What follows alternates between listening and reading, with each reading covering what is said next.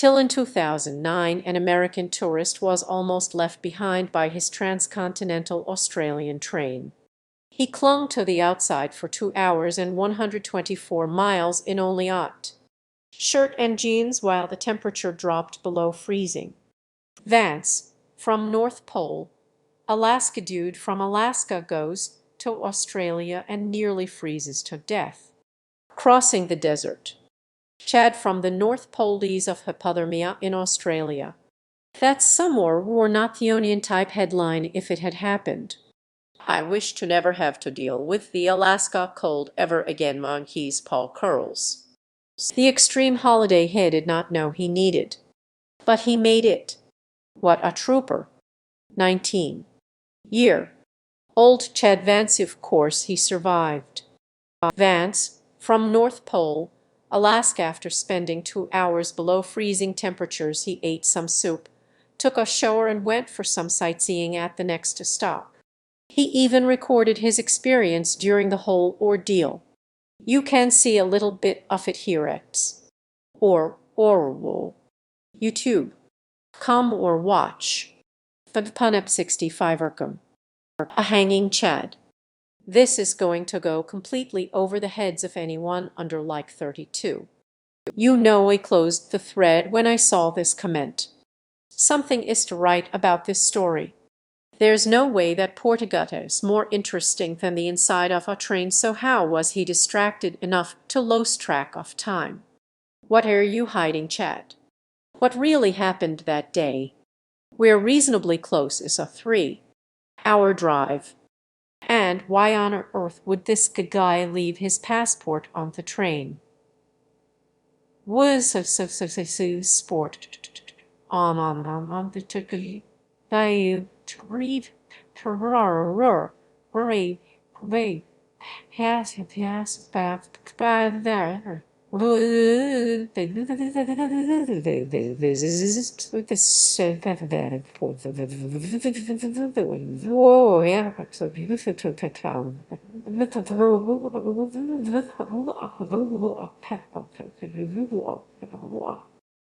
is his first time traveling or what? Article mentions his from Alaska. I'm going to go out on a limb and say his hometown probably does have a lot going on. Port Augusta, but yeah, nothing makes sense. I get ignoring Buddy while train was stopped, but how cold-hearted can you be to ignore while train starts to move again and picks up speed? Yeah, with those passengers. At the very least they could have gotten the staff to take a look. Vance chased after the train down the tracks until it stopped while the drivers were being changed. He then clambered aboard and banged on the windows of the first-class dining carriage for help, but his pleas were ignored by the other passengers. I gave the benefit of the doubt to me fellow humans and interpreted ignored to be unheard. Like, I can't fathom a passenger looking up from his newspaper, looking at the freezing guy at the window, then casually looking back down to his newspaper. That's ice cold. It seems as though he stopped banging on the window when the train started moving, and he went to a different part of the train. How cold-hearted can you be to ignore while train starts to move again and picks up speed? And so you be to nor while to move so highly loyal to do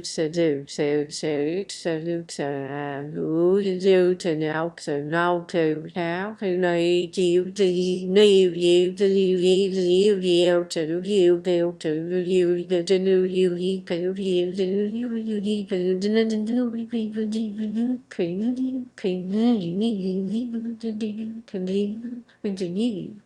First-class passengers are just going to sit there and whisper it's one of those people trying to get in. Don't make eye contact. More likely the noise of the train and sight lines blocked him from being seen and heard. Spoken like someone who dosed ride first class. It was a first-class car. They couldn't be bothered. That's impossible. We don't have miles in Australia. You don't have transcontinental trains in Australia either, unless they float somehow. Am I the only one confused by this? Maybe the headline means the Australian Railway, or apparently it means both, which somewhat defeats the meaning of it. Transcontinental adjective. Transcontinental extending across or relating to two or more continents. Till Snowpiercer was a documentary. Ah yes, Snowpiercer has always been a documentary. The upper class enjoying their luxury meals while as peasant air slaving away. Vance, from North Pole, Alaska, continued to call for help for more than 2 hours until Marty Wells, a crew member, finally heard his desperate appeal and pulled on the train's emergency brake. Only Chad Vance from North Pole, Ackwood, survived that. Brad Lance from Death Valley, would have stood a chance. Emergency brake sounds like a risky move for a guy clinging to the side of a train. Lol funny, but really the guy from Death Valley would have been just fine in another desert. It gets below freezing at night there too. Most deserts are cold at night. Source grew up in desert Inca that regularly goes below freezing. People who have no idea what transcontinental means. For some context, the GAN is a luxury tourist train. It's not a regular autobus service that you just sit on to commute between cities even if it takes 3 days.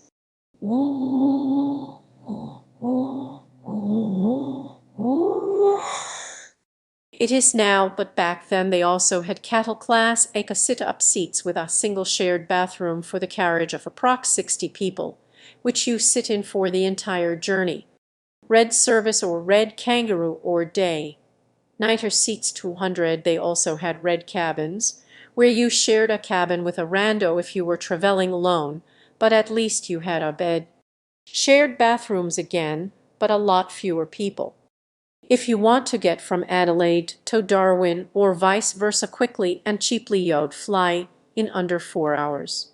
I need a lesson in Australian weather. Desert get cold at night. In the desert, temperature changes can be extreme as there's nothing to hold the heat in. A 40 day can easily be 5 at night. Crazy how a continent the size of the USA has more weather beyond the hot everyone imagines. There are even sky resorts here. It was probably the wind chill as much as anything. Port Augusta averages 5 or 42 overnight in the middle of winter, but at 72 the wind chill makes that 4 or 25 if. Reading it, I was as much worried about him falling off and dying in the desert. That area is super empty desert and the train runs weekly. Here's potentially another surprise. Canadian summers are fucking hot. They filmed Pitch Black in the Australian desert in wintertime. It was supposed to look like the actors were in sweltering heat, so according to Claudia Blackup, would come by between takes, apologize profusely, and then spray them down with cold water mixed with Vaseline. I think to simulate sweat, making them even colder. Australia gets more snow cover than Switzerland. There's a little tidbit for ya. When the train began to move again, he squeezed onto an external stairwell and huddled there. The whole scenario sounds awful, but him huddling in a stairwell is way different than clung to the outside. Can't believe the first classers ignored him. So, Mom, there's a poor person hanging on outside the window. Don't stare at him.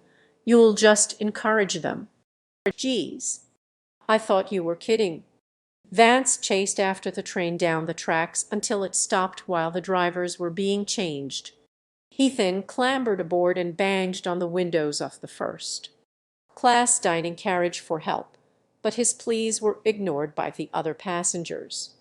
When I was 5 years old, I snuck up on rented U-Haul trailer and hid under a tarp while me stepdad drove from Oakland, California to Sacramento, California through the night. He was indeed surprised to find me in the back when we arrived. Considering it's about a 2-hour drive on straight ass I-5, I do believe your story a bit, but what the fuck. End goal. It's barely over an hour on the 80. Hope we'll make it an overnighter. So he basically flew on spirit. He did cling to the outside. He sat in an external stairwell. It's still a cool story without the intentional bullshit for karma. He'll never understand why people care so much about fake internet points. He then clambered aboard and banged on the windows of the first class dining carriage for help, but his pleas were ignored by the other passengers. This is why you don't bang on the front windows of the Snowpiercer train. Everyone in their place. Important to note he did this when the train was stopped, not when it was moving. This is no different from how most people ignore panhandlers. Now that I say this, I wonder why he did run to the locomotive and get the attention of the train engineer. I was friends with the guy in high school. Cool dude, but definitely a bit crazy. Not sure what he is up to nowadays. Did you grow up in North Pole, Alaska? I just found it on Google Earth and it looks so barren. What was life like there? I got left behind on a field trip to the St. Louis Art Museum my freshman year of high school, and I didn't even realize everyone left until the museum was about to close. Then what happened? Vance chased after the train down the tracks until it stopped while the drivers were being changed. He then clambered aboard and banged on the windows of the first class dining carriage for help, but his pleas were ignored by the other passengers. It tracked down the motherfuckers that ignored me and have some words. There seems to be some sort of dirty peasant holding onto the window of our train for dear life. Pull the blinds, Petunia. Has scaring the children. For anyone wondering why he did just hop off or wait at the station, Australia is 95 empty desert. He would have died if had been left outside of a population city barring extreme survival skills or Aboriginal knowledge. Amazing story. He was in Port Augusta, though. A town with other people in it, not stranded in the bush. I personally would try my luck borrowing a phone or something rather than hanging off a moving train. He had a long way to go to end up in empty desert. However, I sympathize with the dude. I'd rather cling to the outside of a train than spend time in Port Augusta. He didn't wait at the station because all of his shit was on the train. He was in Port Augusta. He would have been fine, bar being mugged by the local crackheads for the zero in his pocket. Do you think the train station was just near no aspects of civilization? Like just absolutely in the middle of nowhere with no human life for miles. Port Auguste is a big town, though. It even has a Hungry Jack's. I went to high school with this guy. Haha, he was a couple years ahead of me and had graduated already, so I never talked to him about it, but I remember it going around my friend group when it happened. Chad Vance from North Pole, Alaska. That's how he did it. People who don't know Australia has winter. His experience in being cold for so long was actually what led him to found Vance Refrigeration. Was he a Florida man? Alaska man. Classic Australian prank. Americans can't take a joke. Lies. The temperature in Australia is always boiling hot. The end movies say so. Wait until you hear that it snows in Australia. This has to be again. What a chilling story. I have nightmares like this. Did not know it could happen in real life. I've hopped freight trains for 7 years when I was homeless. In the summer months. For him to do that on a passenger train under freezing temperature is quite the achievement. Quite the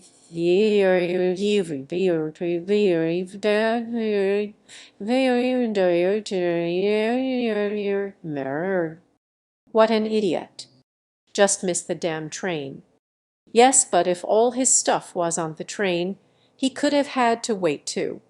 4 days before the next train came through, with no money or passport. The Indian Pacific and can only go about twice a week.